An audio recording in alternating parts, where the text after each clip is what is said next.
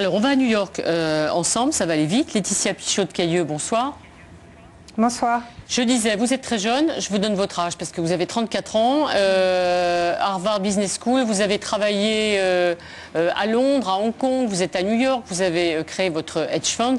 Est-ce que, alors les hedge funds, est-ce qu'on peut expliquer juste un petit peu, Marc, en un mot, ce que c'est pour les téléspectateurs? Oui, les hedge funds, ce sont des fonds spéculatifs qui ont pour vocation de faire de la performance en intervenant sur tous les marchés avec relativement peu de contraintes. Alors, Laetitia, hedge fund, après cette définition-là, on dit spéculation, on dit pas beau, on dit que les hedge funds, il faut soit qu'ils disparaissent, soit qu'ils évoluent. Est-ce que vous avez d'abord, petite question personnelle, un sentiment, un peu de culpabilité en vous disant il y a des choses pas bien qui ont été faites? Les hedge funds en général avaient accès à trop de crédit, mais c'était le fait des ménages américains, c'était le fait des banques, des institutions financières, donc ce n'était pas juste les hedge funds. Mais les hedge funds sont une des institutions qui avait accès à trop de crédit et qui nous a amenés où on est aujourd'hui. Petit rectificatif sur mon âge, j'ai 30 ans. Non pas que ce soit zut, alors bon, si c'est très important parce que la réussite est encore plus grande. Je vous ai dit 4 ans de plus, pardonnez-moi. Non, donc je pense vraiment que vous avez parlé beaucoup de moralisation du capitalisme. Vraiment, le problème, c'est celui de régulation du capitalisme. Et ce qu'il va falloir réguler, c'est le crédit accordé aux ménages, accordé aux banques, accordé aux hedge funds.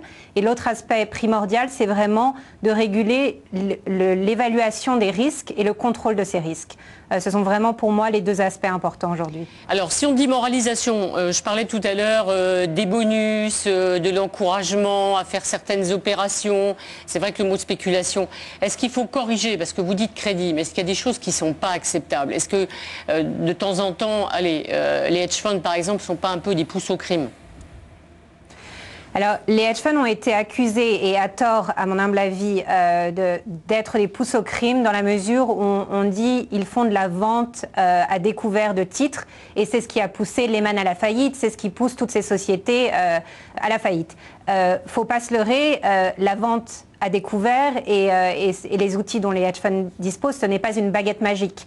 On ne va pas transformer quelque chose en canard boiteux si ce n'est pas un canard boiteux à la base. Tout ce qu'on fait, c'est révéler les canards boiteux. Donc Lehman n'allait pas bien, beaucoup de sociétés ne vont pas bien et on permet en fait de se rendre compte de ça. Quelqu'un sur votre plateau, je ne sais plus qui, disait mais qui a vu la crise au départ? Si vous regardez ce qu'ont fait certains des grands hedge fund managers, John Paulson par exemple, qui était aujourd'hui au Congrès américain en train de témoigner sur l'implication ou non des hedge funds dans la crise, ces personnes-là ont vu la crise venir et l'ont dit haut et fort et l'ont exprimé par le biais des positions qu'ils ont prises sur les marchés.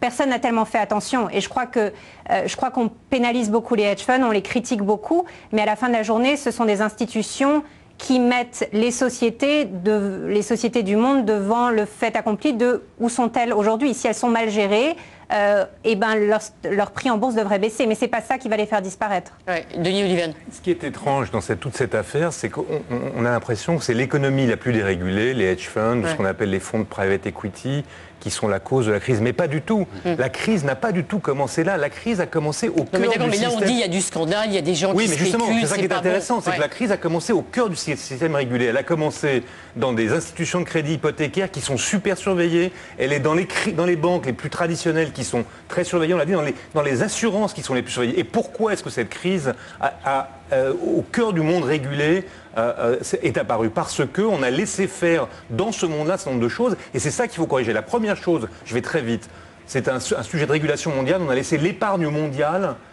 quitter un certain nombre de pays et s'investir massivement aux États-Unis avec un effet d'inflation sur les titres. Je laisse ça de côté. Comment traiter ça? C'est une question difficile. Deuxième sujet, on a laissé ces acteurs traditionnels utiliser des produits financiers qui ont dispersé le risque, qui auront permis d'échapper au contrôle. Donc la régulation, la moralisation, ça consiste à empêcher ça, à faire que ces produits financiers-là soient placés sous contrôle. Et troisième élément, accélérateur, vous l'avez dit, les mécanismes de rémunération de ces secteurs régulés, des traders, des banquiers, sont des mécanismes qui incitent à prendre des risques.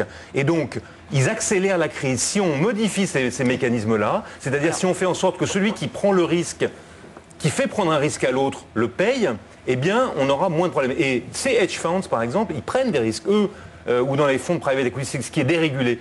Ceux qui investissent leur argent, donc ils sont plus prudents. Alors que dans les banques, là où ça a explosé, ils vous faisaient investir ou ils faisaient prendre des risques à leur banque, mais eux ne prenaient pas de risques. Si on tempère ça, on aura sans doute beaucoup aidé à moraliser le système. Alors Laetitia, est-ce qu'on parle un peu dans votre milieu, pardonnez-moi cette question d'une extrême naïveté, de moraliser? Est-ce que l'on dit, en dehors des mesures que vous indiquez, sur le crédit, sur la régulation, est-ce que vous vous dites de temps en temps avec vos amis, avec vos confrères, avec vos collègues, on ne peut pas continuer comme ça, il y a certaines pratiques qu'il va falloir vraiment changer, quoi? Est-ce que c'est crédible ou est-ce que finalement gagner de l'argent, ce qui n'est pas répréhensible en soi, ça reste le moteur? On ne va pas trop se poser de questions.